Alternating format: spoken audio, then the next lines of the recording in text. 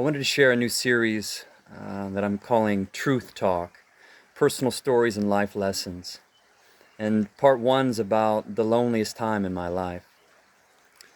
So one of the loneliest time in my life was about 4 years ago. It was at the end of my time in Geneva, Switzerland.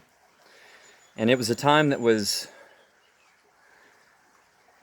well, this is in hindsight. In hindsight, I was carrying a lot of sadness, unrepressed grief from lost business, animals that had passed away, father-in-law that had recently passed, changing relationships. So all this was underlying this experience. And on top of that sadness, because I kept it in so much, I wasn't expressing it, talking about it, finding ways of moving it. It turned into anger, like frustration and then anger. This loneliest time of my life was also one of the most angry I was. And I was angry at myself. This is, once again, in hindsight, I was really angry at myself that I wasn't really taking care of myself. I was really externalizing everything and keeping busy to help keep my mind off of the grief that I was going through, the changes and everything that was happening. And I felt that everyone was against me, that no one was supporting me, that no one could hold space for me, that I was giving so much to everyone else, and I wasn't getting anything in return. And this whole process, this lonely time, really led me into a big awakening, spiritual awakening for one, because it really forced me to take care of myself more.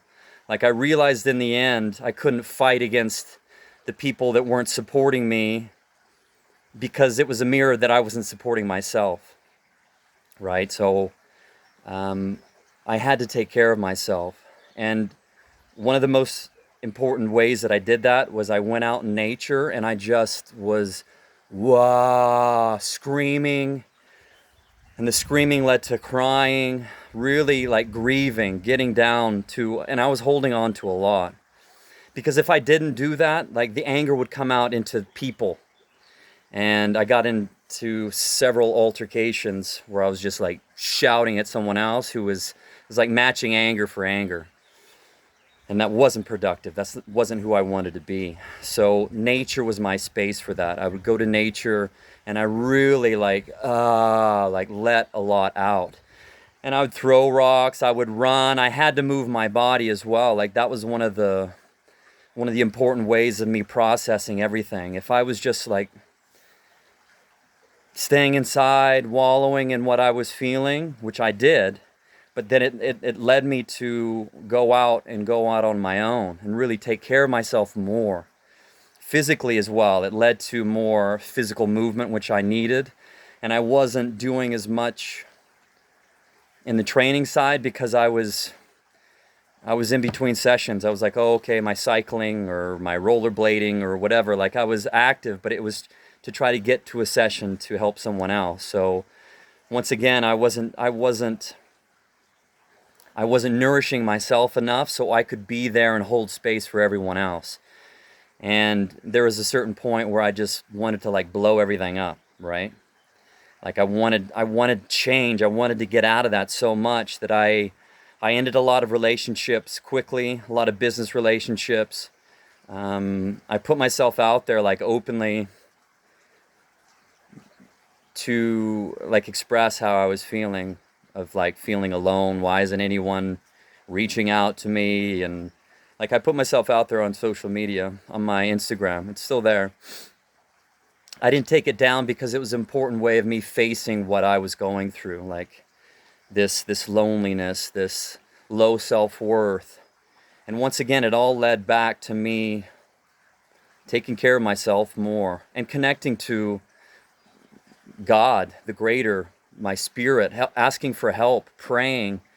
And it all led back to me doing things that helped me release all the grief and all the sadness, the anger first. I had to get through the anger to be able to get through the sadness and the grief and really get through that.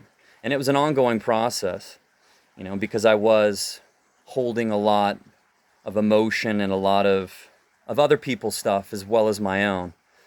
And so when I wasn't taking the time for myself, I couldn't clear it enough. I wasn't finding a good balance. So it was an important lesson for me, and it was a big awakening, and it led into big change, us moving to Tenerife. But like that whole period, I dug myself into a big hole. It was like I had to hibernate. And it was one of the times where I was my most sick, my most ill. And once again, it really forced me to learn how to take care of myself much better, how to regulate my temperature, what kind of movement I needed. Fasting was another important part of it. And during this time of loneliness, like I, I, I was going into my addictions to help comfort it. Like sugar was a big one. I was drinking more alcohol at that time and smoking marijuana almost daily. And that was all like coping mechanisms, as opposed to really going within, seeing what I truly needed. And that was a lot of just expression, just pushing it out, right? Everything that I've been pushed down, I needed to express it. And nature was the safest space for me to be able to do that, especially the anger. And then the sadness as well, right? Like not feeling that I had to hold that in because it's not manly to cry. So those were big moments of release and freedom for myself, of this just heavy emotional energy that I was carrying. And once again, it was all how I was feeling about myself, like the grief, the loss of animals and everything. It was all like me judging myself for my actions, that I didn't do, that it wasn't good enough, that I could have done better. Why did the business fail? Why are these clients leaving? Why is this Ryan, like judging myself so much? So I really had to grieve that to be able to move forward into better, right? And not just keep carrying this.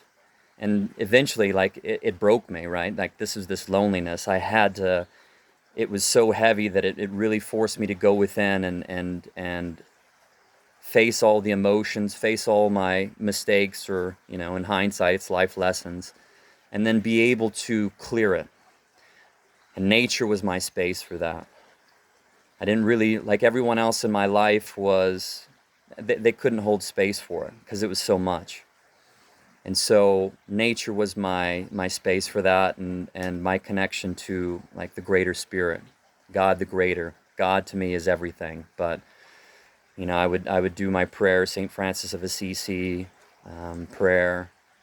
It is seek to understand, not be understood. Seek to love, not to be loved. Like these were, it is in pardoning that I am pardoned. These were really important parts that would help me nourish myself, love, give love to myself. Like that was a lot of the spiritual awakening, was that loving myself more, and then taking action to show myself, to demonstrate to myself that I was loving myself and taking care of myself. So it was a big life lesson, and I continued to reap the benefits from it. And most recently, I was sick again, and there were similar patterns that were leading to it. Drinking alcohol, too much sugar, but all the lessons that I had learned from before, movement, like I had to move, I was moving, but I could have done more, right? So all of these lessons that had happened during this, that I learned from this loneliest time in my life, had carried over continually. How to clear things.